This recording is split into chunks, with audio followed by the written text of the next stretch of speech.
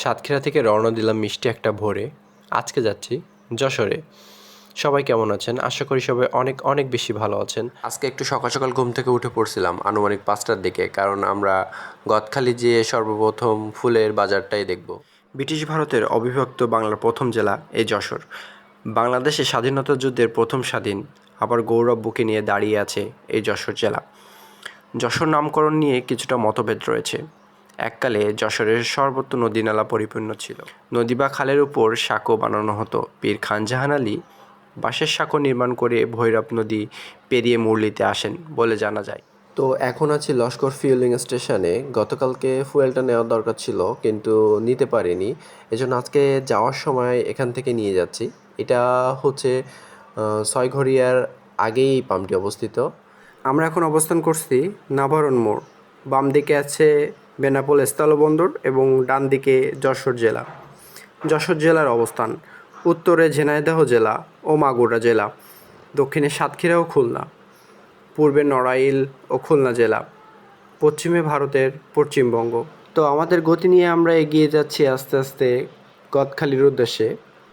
আমরা এখন চলে আসলাম সেই বিখ্যাত গদখালি ফুলের বাজারে। এ জেলায় 8টি উপজেলা রয়েছে। প্রতিটি উপজেলায় একটি করে পুলিশ থানা রয়েছে এবং একটি বন্দর থানা রয়েছে। যশোর সদর উপজেলা বাগারপাড়া, অভয়নগর, কেশবপুর, চৌগাছা, ঝিকরগাছা উপজেলা, মনিরামপুর, শার্শা উপজেলা এবং সর্বশেষ বেনাপোল বন্দর থানা। এখন এখানে বাইকটা পার্কিং করে আমরা যাব ফুলের বাজারটা ঘুরে দেখতে। সো সবাই আমাদের সাথে থাকুন।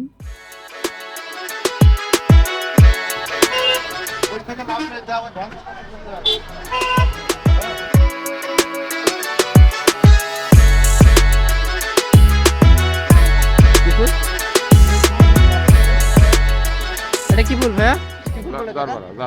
হ্যাঁ, জারবারা কত করে পিস এগুলো? এগুলো কিনলাম আসলে 7 টাকা করে পিস নিচ্ছে। 7 টাকা করে। কয়টা কালার হয় এটা? বিভিন্ন রকম কালার আছে। এখানে এত ফুল আর ফুল, মনে হচ্ছে চারিপাশে ফুলের সুগন্ধ ছড়িয়ে আছে। এগুলো আপনার ফুল আঙ্কেল? আর সব বিক্রি হয়ে গেছে বাকিগুলো না?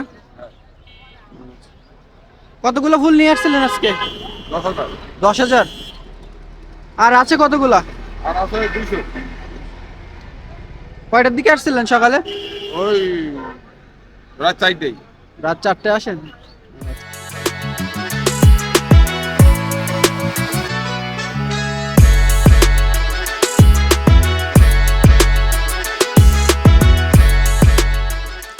আমাদের বাম সাইডে অনেকগুলো লাল গোলাপ এবং জারবারা ফুলগুলো এমনভাবে সাজানো, দেখেই তো মন ভরে গেল। এদিকে আঙ্কেল একটি ফুল ছিল এবং আরাফের হাতে দিল। থ্যাংক ইউ বলো। এবং আমাদের ডান পাশে অনেকগুলো ফুলের দোকান আছে, তার মধ্যে একটি হলো গদখালি ফুল বেতান অ্যান্ড নার্সারি। আমরা যাব এর মধ্যে এবং দেখব কি কি ফুলের কালেকশন আছে। এগুলো কি ফুল? এই সাদাগুলো? এটা হলো জিপসি।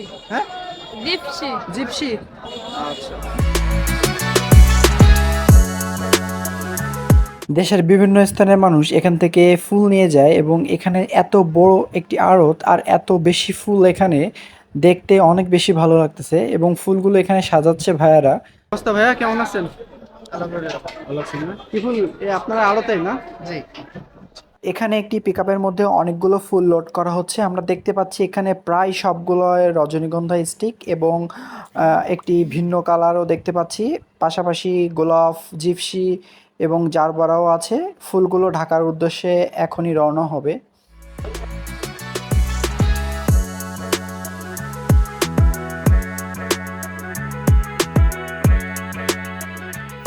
এখানে এসে এতগুলো ফুল দেখার পর ছেলেকে আর কোনোভাবে আটকে রাখতে পারলাম না, যার কারণে তাকে ছেড়ে দিতে হলো এবং সে বাজারের মধ্যে একাই চলাচল করতেছে এখন, আবার দোকানদারের সাথে কথাও বলতেছে। এটা দিলে আমি এটা দেবো, দেবা?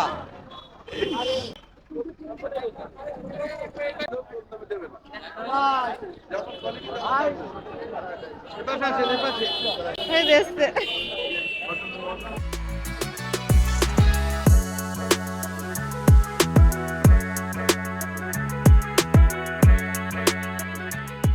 তো অনেক হলো আমাদের গদখালি বাজার ঘুরে দেখা এবং ফুল কেনা শেষ। আমরা চলে আসলাম সকালে নাস্তা করতে বিক্রমপুর হোটেলে।